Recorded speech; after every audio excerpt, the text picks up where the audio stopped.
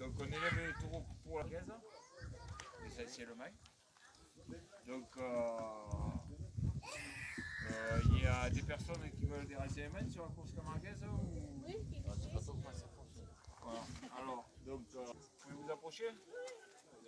Alors, c'est des jeunes hommes vêtus de blanc qui sont munis de ce crochet et qui doivent dérober les attributs qui sont fixés sur les cornes des taureaux. Donc là, ça s'appelle la cocarde, petit ruban rouge. Puis après, nous avons les deux pompons, on appelle ça les glands. Et après, les tours de ficelle autour des cornes. Donc on commence par enlever la cocarde, puis après les glands, ça, et tout ça c'est primé. Donc vous pouvez prendre le livre, vous verrez, il y a des belles photos. Voilà. Donc tout ça c'est primé, il y a plusieurs niveaux de compétition. Donc au départ, quand les jeunes raseteurs commencent, on appelle ça des raseteurs, ils commencent en course de taureaux en boulet, taureaux et vaches en boulet. Donc il y a des protections sur les cornes. Puis après, quand il y a un DTN, on dépend d'une fédération française, qui les sélectionne pour voir s'ils ont le niveau de passer au niveau supérieur. Donc, au niveau supérieur, on appelle ça des courses de ligue. Donc ils rasettent les taureaux entre 3 et 6 ans maximum. Ils font leurs armes avec ça. Donc là, quand ils lèvent les attributs, bien sûr, ils sont récompensés financièrement. Puis après de là, le DTN et des commissions sportives décident s'ils les font passer au niveau encore supérieur. Donc le niveau supérieur, c'est le trophée de l'avenir. Et après, on a le trophée au-dessus, que c'est le trophée élite. Donc c'est le trophée des As. Et donc après, il y a les gains sont plus importants. Le rasetteur, quand il passe au trophée d'avenir, dépend toujours de la fédération parce qu'il est licencié à la fédération, mais est autonome. C'est-à-dire que c'est lui où il est contacté par les organisateurs de course pour être engagé. Donc il a un petit engagement avant la course, plus après les attributs qu'il lève pendant la course. Et là, il y a un classement, un premier, un dernier, et en fin de saison, au mois d'octobre, il y a des finales. Donc des finales du trophée de l'avenir, des finales du trophée élite, le trophée des As. Donc à savoir que la finale du trophée des As récompense, enfin les finales récompensent aussi les taureaux, les meilleurs taureaux de la saison.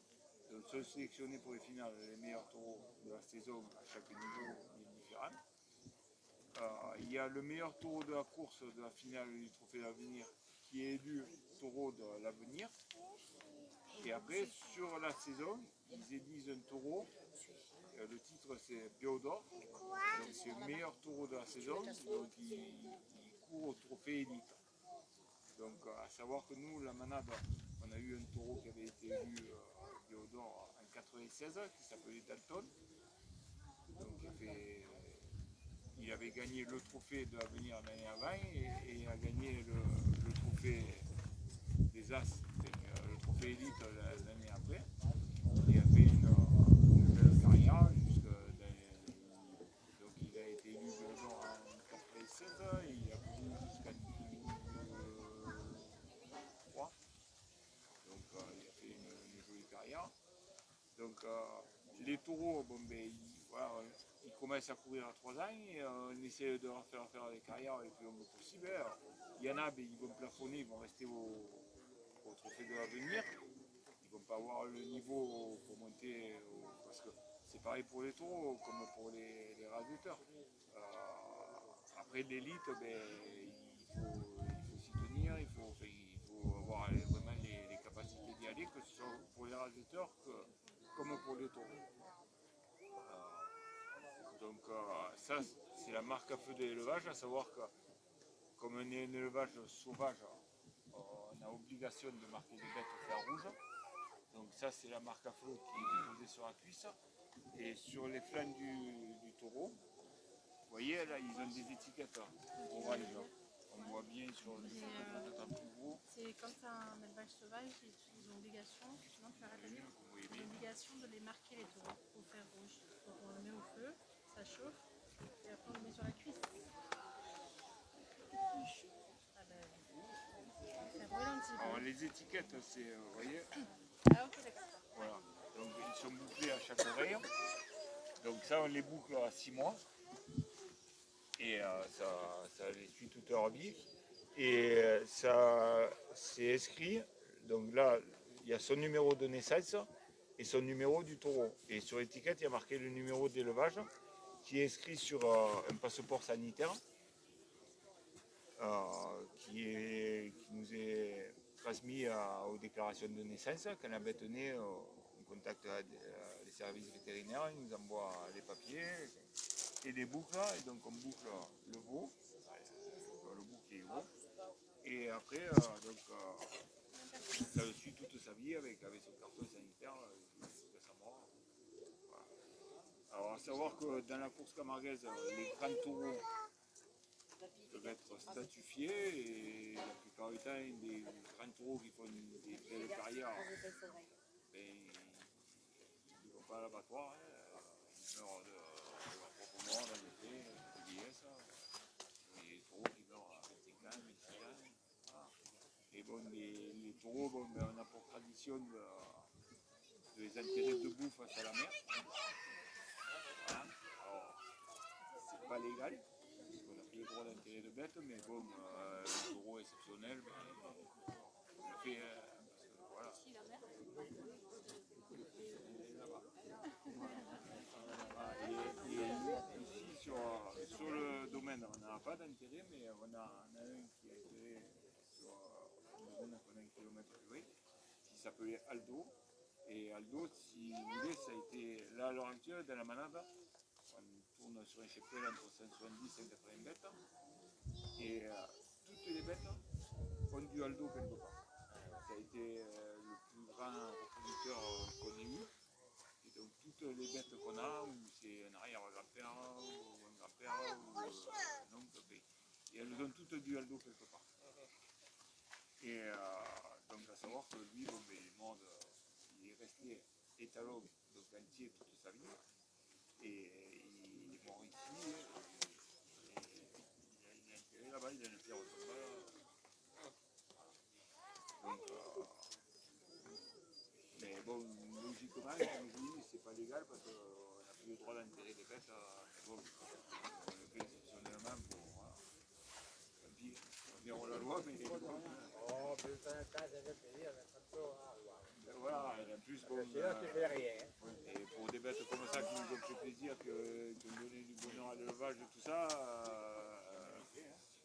si un jour il faut les amener à l'abattoir, personne ne voudra l'amener à l'abattoir. Donc,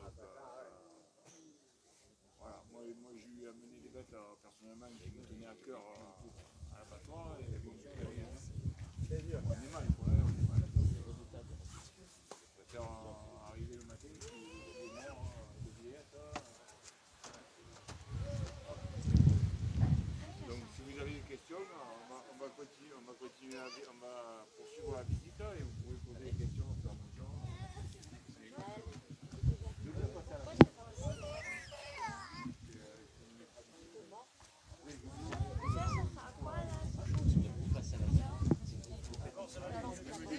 Écoutez pas au début, hein. En fait, ça c'est des ratiers, je sais plus le nom. Et en fait, ils prennent ça et en fait, il faut qu'ils viennent chercher soit la boucle, soit les bonbons, soit les cordes. Et en fait, ils ne font pas ordre. Et il faut qu'ils récupèrent ça au niveau des cordes. Parce qu'elle était amoureuse par les Allemands, ils ont répondu. Ça, c'est pour les couper.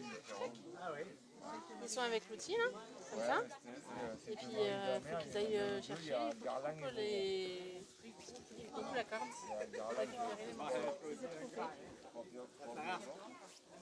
Ça va vraiment se péter parce qu'il va devoir faire des... Bouya, c'est... Donc il y avait d'autres... Voilà, et Bouya, ce qui a fait sa réputation, c'est que comme il était beaucoup sauteur,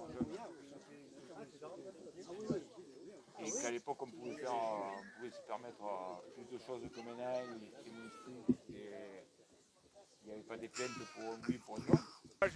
On tourne entre 170 et 180 bêtes sur 200 hectares. Donc ici, le domaine, il fait 46 hectares. Et après, on a des prés qui sont à la Capelle Masmolène, en partant vers Moulin. Là, c'est des prés où on met les vaches de ventre, c'est-à-dire les védéères, les mamans. l'été. Et de l'autre côté de l'étang, parce qu'il y a un étang, on met tous ceux qui sont taureaux jeunes. C'est-à-dire tous ceux que les taureaux qu'on commence à faire courir ou qu'on court dans les courses de taureaux jeunes pour s'exercer à courir. Donc ici, on a juste un lot où on a des vaches de 2 ans, 3 ans, 4 ans maximum, qu'on fait beaucoup travailler, mais beaucoup travailler. C'est-à-dire que ça nous sert pour la sélection. Les vaches, à 2 ans, on les fait énormément travailler. Et c'est là qu'on détecte si elles ont des qualités requises pour nous plus tard pour pouvoir nous fournir des taureaux. Donc après, on prend une décision, ben, c'est là où on l'élimine, on s'en sépare, et c'est là où on la garde. Donc quand on la garde, ben, elle est vouée à faire des veaux toute sa vie. Son seul travail, bon, excusez-moi mesdames, mais ça sera de faire des veaux. Voilà. Donc je sais que c'est fatigant. Et d'élever leurs veaux. Donc après, on a les plus vieilles vaches à l'heure actuelle, ont 18 ans. Voilà, c'est leurs dernières années, quoi, voilà. Et, ouais, après, une vache qui fait des veaux. Après c'est-à-dire on s'en sépare quand elles ont 18, entre 18 et 20 ans parce qu'on arrête nous de les mettre à l'étalon à 18 ans. Au pire, sinon, le fourrer jusqu'à leur 7 ans. oui, mais le problème c'est que Les les vaches, elles pâtissent, elles souffrent. Et on a remarqué que plus la vache est vieille, plus elle nous fait des veaux petits. Donc après c'est dur à rattraper. Et elles ont combien de gestation? 9 mois. Voilà. Et là, vous voyez, il y a un petit veau qui bouge là. Alors ça c'est un peu une exception. Ah, c'est l'albino? Ben, c'est pas la couleur l'exception, c'est la taille. Parce que lui, il a quand même 6 mois. Ah non, il est déjà trop petit. Parce qu'il est comme s'il avait 3 semaines. Il est gros, mais il est gros comme ça. Il devait être comme les loups. Voilà, ouais, il doit être comme... il y en a un ou deux du même âge que lui, là. Bon, il a de plus que lui. Alors bon, mais c'est... Alors, c'est pas que sa mère elle a 4 ans, c'est pas une histoire de pièce. C'est vachement massif. C'est comme chez les personnes, voilà, ben, ça nous a fait un nez, mais chez les personnes, ça fait... Une fois ça arrive, il y a de grandes personnes qui vont faire une personne de petite taille, ben, c'est la génétique, ça, c'est pas... Non, parce qu'il a une sœur qui est Normal. normale. Voilà. Ben après, on peut pas dire... parce qu'au début, quand il est né, bon, il est petit. Bon. Et moi, au bout de 3 semaines, j'ai au collègue qui travaille avec moi, il ne grandit pas, hein. Il est bizarre. Hein. En plus, il marche bizarrement. Hein. Et un jour, on l'a attrapé pour le bouffer. Il dit, ouais, il est en retard, il est en retard un peu. Et on le voyait téter et tout. Enfin, et un jour, là, dans l'hiver, il y a le vétérinaire qui est venu là, pour faire les prophylaxies, un truc obligatoire. Et il y montre, hein, il y a ce veau là, quoi, il n'a pas grandi. Il n'a pas grandi. Il dit, ben, il est né. Il va rester marron clair comme ça. Oh non, parce qu'il a beaucoup de poils là, je pense qu'il va le perdre. Pourquoi les autres ils sont marron clair? Non, c'est que lui il était noir, mais après, dans l'hiver, là, ils mettent un peu le poil d'hiver, là, donc lui, il a un peu la peau du poil d'hiver.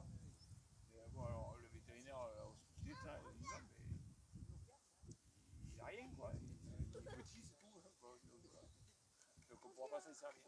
Alors, on ne va pas le manger, parce que bon, c'est rare d'avoir ces semaines rares. Il y a une attraction dans le... Et ben, comme on dit, ben, après, on va voir... C'est quoi, une fille, un garçon? Un garçon. Déjà, on ne va pas se presser pour le castrer parce que bon, Faudrait pas qu'il saillisse. à moins qu'il se balade avec un escabeau, mais il ne risque pas de monter sur les vaches. Écoutez, vouloir, c'est pouvoir. Hein. Oh tiens, il faut déjà 3 échelles. Non, mais vouloir, c'est pouvoir. Ah non, c'est pas vrai. Et après, donc, il faudrait pas que ça y empêche encore plus de français, c'est que ça y encore plus de français. Voilà. Ben, on va continuer, vous pouvez poser des questions à mesure. Hein, n'hésitez pas.